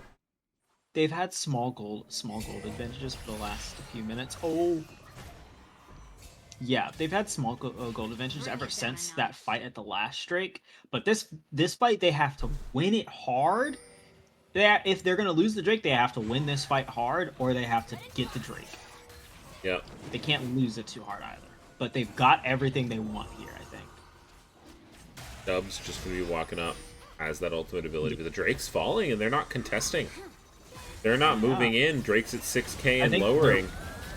Grandma with a gun throws the ultimate, is going to be able to find the Lux. Lux is going to be taken out. Dragon's going to fall, so that's going to be an Infernal Soul for the other side. However, Vex ult on to the Vayne is going to be hard. Ego staying alive for now, but Aurora does a lot of damage. Toxic Guy gets taken down as well. On the side, Grandma with a gun is alone. Grandma with a gun could not find the Vayne, and it is disaster for the Colorado Keg Killers. Sejuani picks up a triple kill. Infernal Soul goes on over to Two-Town Gaming. And it's looking a little bit rough. They aren't able to get the fight they really wanted. I think they might have waited a bit too long. And I think what they wanted was the opportunity to kind of use what vision they had to get the Vex Nocturne off, right? And we saw again, this time in the team fight, Grandma with a gun goes straight for the missile. I I do believe, the mispositioned Lux. But in turn, Aurora got a huge, like, 4-person ult off and was just getting to dance around the fight. Her ability is doing a bunch of damage, and that what felt like the decider in this fight because Vayne wasn't really in it. So you had Garen, Aurora, and Sejuani kind of wreaking havoc, and Toxic Eye Trace, I think, just back to Death Illuminance. I may be very wrong. But I think that's kind of wait, actually no, hold on. No, she already had the kills. But I think it's that third item that's hopefully going to come in for Zeri, and that can be the impact maker. But now they're kind of playing for Infernal and trying to play defense while they are playing for Elder, and they're forced on the back foot, forced to play defense until that Elder comes up, until that next Baron comes up. Yeah. Objectives, name of the game right now. I want to do a little sub highlight here. Dingle Bailey, inside of 210 Gaming, 6-2 and Going 10 hard. here Going on this 20. You know, I think a lot of people by the end of this game. Splash forward, but maybe not what you want to do quite with the Blast Cone. Toxic Eye Trait comes in, picks up these right here. Ultimate can be found here onto the Aurora as well. Grandma with a gun pulls out the shotgun. Tries to blast it down. Sulphic sends in some Damashian Justice. Devil King gets taken out. Glacial Prison not quite going to land. Now Dingle Bailey might be in a little bit of trouble. Toxic Eye Trait going forward. Nice flash out. Yeah, and that's 2 Barons off the table. Yeah, 2 Barons off the table for 2-Town Gaming. And a solid series of picks. I think it's going to be interesting to see what they try to do off of this. Mason is kind of in no man's land, but should be able to just walk on out. Yeah, Echo. In a little bit of trouble. Lord knows where. Comes the Vayne. Here comes the Vayne. Doo-doo-doo-doo. I also love the build here coming out from Dingle Bailey. Something that I realized, once I realized it was viable on junglers, I love building it, is the Knight's Vow. Yeah. Knight's Vow, put it on Trixu. Why not? Why not? Especially since you have a mage support who can't build these items. It's so nice to have a tank jungler who's willing to. I am interested in the Merc's third, or Mercurial Scimitar, or Scimitar, for third for Vayne. Can no longer cleanse the mortal, but I think this is for the fears, fears plural. You can cleanse, like Melio can cleanse Nocturnar. I didn't know that. Yeah, I'm pretty sure someone can fact check me on the interaction, but I'm pretty sure Melio can cleanse Nocturnar. If you're worrying about the rank distribution, this is what? Gold average? Low gold average? Yeah. Yeah, I think mid gold average nowadays. Mid gold average with like maybe like 1 plat sprinkled, like 1 or 2 plats sprinkled in per game. Mason can be taking incredibly low there for Dingleberry. Going to be Dingleberry not taking damage. Yeah, that Dingleberry LDR straight up is not taking damage, and here comes the Vex. That's going to be absolutely massive out of Tuxu. Tuxu able to stay alive though through the back. Grandma with the gun trying to find the kill, just can't. Sulphic's going to be there. He was so close to the Colorado Keg Killers, but that, with Grandma with the gun not available to shoot her bullets, that might just be the game. Tuxu can't push too far forward yet. Blue team's inhibitor has been destroyed. Looking put on a defense here, able to get the minion waves. Not going to end just yet. Elder's going to be in 1 minute. Yep. Seems like they're standing pat. And I mean, they don't want to wait. Oh, that's actually just that. Devil King. Yeah, that's just gonna be a kill. And Dubs can easily walk away. Devil King stepped a bit too far up. Oh, and I think they're looking. Oh, Mason, I don't know if you want that. Yeah, that's not the target I was expecting. It's available now, but Damascene Justice is available, Mason. You can't be near to Garen. Goes on to Toxic Trait. Oh. That might be good. Ego gets taken down, though, but now here comes Grandma with the gun. Grandma with the gun is back. Sulphic goes down. Dingle Bailey goes down. Elder's up in 20. That is not the thing you wanted to see And happen. ult lands and goes down. in there. Nice. Ooh, Sonya's I going don't to be know there. about this Truxu one. going to be using the cleanse. Ultimate going to pop out here. Grandma with a gun. Going to be taken out by Truxu. Truxu on the vein. They said leave it up. And I think we're seeing why it was banned in the first place. Yep, Dubs is here though. Holy. Great. Holy. What a great cleanse, great flash. Trixu has to contest this. I don't know if it's possible. But TP coming TP's out up here from Devil the King, yep. But has the ult, has a lot of damage, but I don't know if these are two people that Aurora can beat. Well, Yeah. but Ward is good though. this is Ooh, gonna be there's the fun. ultimate. It's Vayne gonna be a taken fun one. incredibly low. Vayne gonna be taken out. Here comes Aurora fighting for it. 1v2. Aurora kind of doing the damage. Maybe. Where's the flash No, out? I not think she quite. can't. Gets taken down. Ooh! That's gonna be Elder Baron for the side of the Colorado Keg Killers. And we're gonna have to see if they can end the game. And this is going to be really fun. This is going to be really interesting because one of the things I was going to note is that Vex is getting really, really close to just one-shotting people in her ult combo. Yep. Right? But that really, really close is now a reality with the Elder buff. I think she has it. Hold on, let me double check. Never mind. She does No Elder not buff. have the Elder buff. But So you just gotta have your teammate apply it, and then go. And when you have a Zeri, that is not very hard. I think they're going to go straight. I would go straight to this Baron and try to take a fight while Trixu's not here. Look for something, right? While you have the Elder, be aggressive. Take fights. You've been fighting on even ground with the opposing team all game long. It shouldn't change here.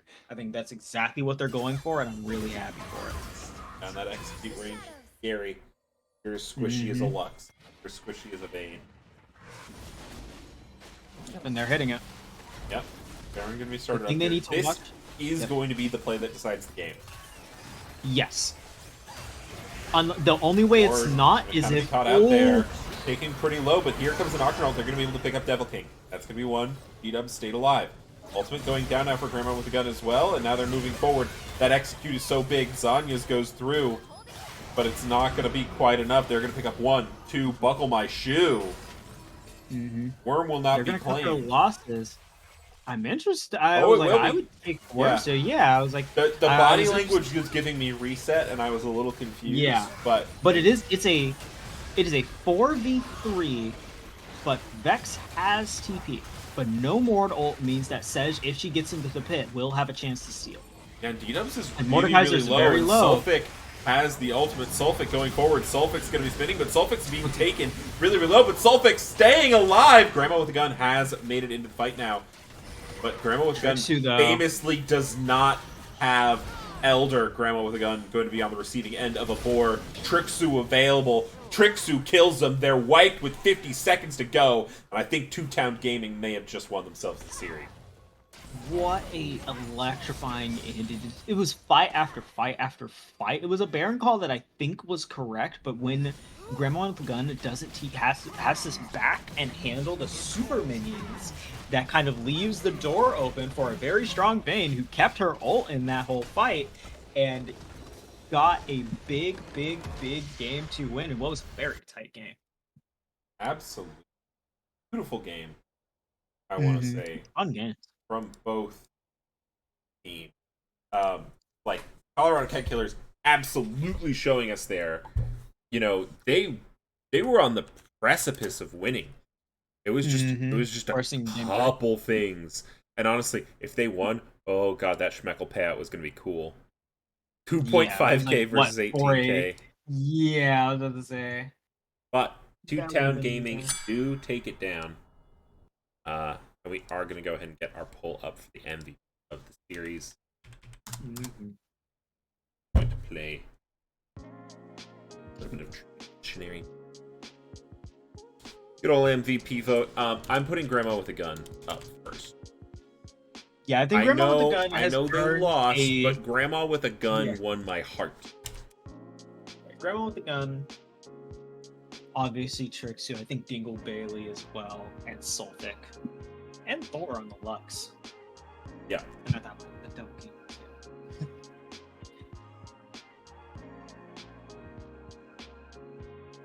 Bailey. I can only spell Dingle Bailey. Yeah, TTG Lord Thor on the Lux. I'm honestly a little surprised that can get taken out. Because it was pretty problematic both games.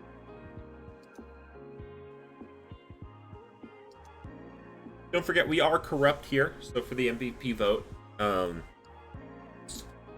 you know, you are allowed to use Schmeckle points to vote multiple. Is the poll going? I don't see it. It is. Oh, why can't I see? I don't know, actually. That is odd.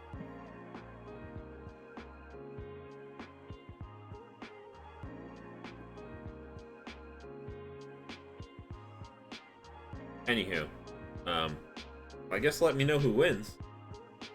Yeah, we'll do that. I like, my favorite thing is picking a player and forcing someone else to like pay a metric load of schmeckles.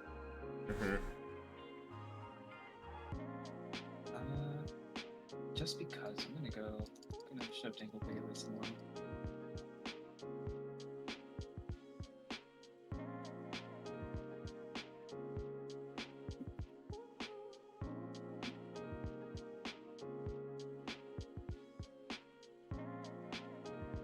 Let's reviving here. Someone want to give me an update on what that poll looks like? It is 18-18 between Dingle Bailey and Lord.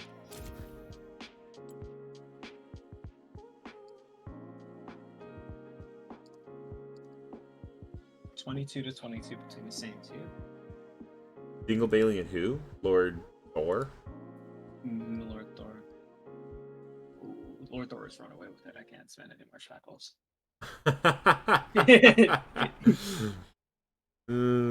I can't catch up.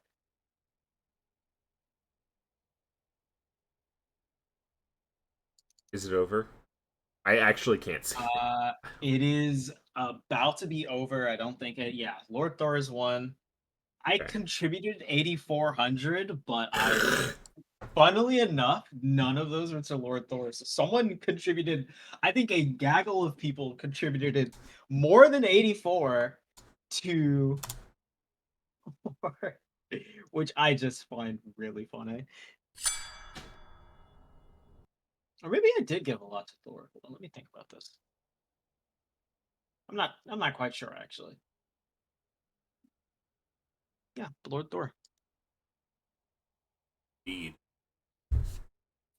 Awful here for you.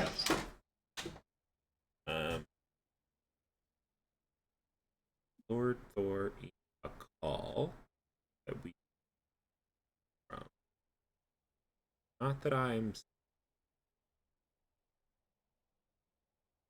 You want to go ahead and hop on in.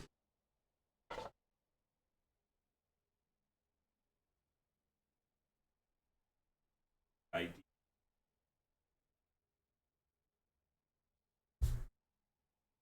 We can join on down. Community's easiest, but any.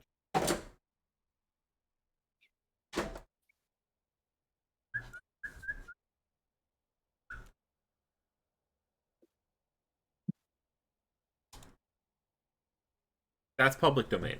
That one we're allowed. Okay. Yeah, it wasn't even 15 seconds. So.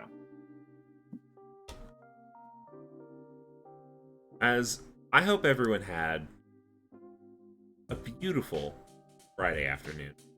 I hope you continue to have a great Friday evening. You know, we got some time left. It's only 6:51 right now. You know, in the real time zone. I can't really accept that. I don't know. Pacific, there's enough people in Pacific Shores, like, you know, it's respectable, but I don't know if it's the only real time zone. I mean, I feel like the central time zone with which anybody can be near.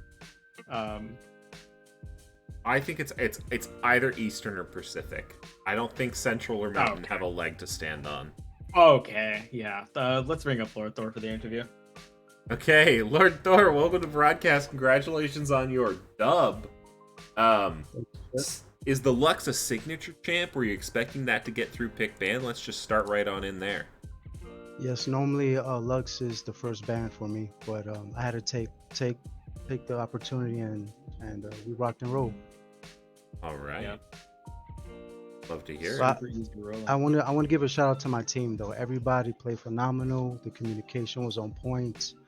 You know, if it was up to me, everybody's MVP. Like that's what League is about. Absolutely. So fun. So It's a true. team game. So fun. You know, Yes, sir. It's a you team game. cannot play it alone. Absolutely not. Well, let's talk about how you're feeling post game 1, draft of game 2, right? Things get taken out. There's no more Kate Lux. Things shift a little. How are you feeling in the game 2 draft, given that it was quite different? Yeah, confident. The reason why I came in confident is because me and my team, we practice, we communicate, we work on our flaws. So I went there, you know, cool and collective. All right. So maybe a moment that's not so cool and collective. Talk to us about Elder. Yeah. Oh, especially the second game, man, Knock was on me, Vex. So I was like, you know what? If that's how we're gonna play, let me hit him with the hourglass. And I get the fact that they all was waiting on me. My team capitalized on that, and it worked out perfect. I was like, yeah, that fight, that infernal fight was definitely something crazy. It got a little crazy there towards the end. Was there a kind of moment where it was like, okay, we need to shake back up, or was it the whole time it's like, all right, we have our outs, we'll be fine? Well, we noticed we was getting picked off, so we started to play a little bit safer. I think second game we was playing a little overconfident, but it worked out at the end, you know, based on communication. Well, it's early on in the season. You're coming off of a pretty successful season in economy last season. Didn't quite get the victory, but I was arguing that you guys were second place earlier because I mean you lost to the team that won, so that means second, right? Close enough. So what are you looking forward to this season? Are there any teams in particular that you're excited about facing? And yeah, what does the season hold for you? Well, right now we love being the underdogs and we love proving people wrong. So normally, since I'm ranked last, that's what motivates me. That's what drives me. I want that number one slot. Felt. And then last question, anyone you want to shout out, and then anyone you think we should raid as we go ahead and I want to shout out to my coach, Josh, team leader, and you know I want to give a shout out to the whole team, just in general, man. Like they're my brothers. I love all of them. well, Val, you got anyone you think I should raid? Was it? I don't remember if it was Aegis or Risen that raided us last time, but I think Risen is streaming right now. I feel like it's a nice return of the favor. Oh, is Risen live? Am I not following? That's embarrassing. Wow. Oh. All right. Ignore me. I'm committing grave sins over here. It's all good. Appreciate you guys streaming the match. Absolutely. Thank you for letting us watch your game. Thank you for playing with a little bunch of LCS. Looking forward to see more from you this season. Okay, something's going on. I don't see the panel for the raid, so I don't think I can start the raid. Let me try. This is my. Oh wait, no. Okay, no, it started. Oh, like we already raided? Well, no, the raid is starting. Yeah, but I can't. So there's normally a little panel, and it says like start raid, right? Oh. Like when we're done streaming, I hit the raid button, and everyone goes over when I hit that button. But I don't see that button. Oh, so it's just gone. Yeah. I don't really know what to do about that one. Not gonna lie. Let me try something here. I'm just gonna restart my browser. But this is a fun little bug. You know? I'm sure it'll be fine. Okay. It's back. I got it. Came back. Nice. All right. Val's gonna take us out with their classic catchphrase. It Takes Two to Tango.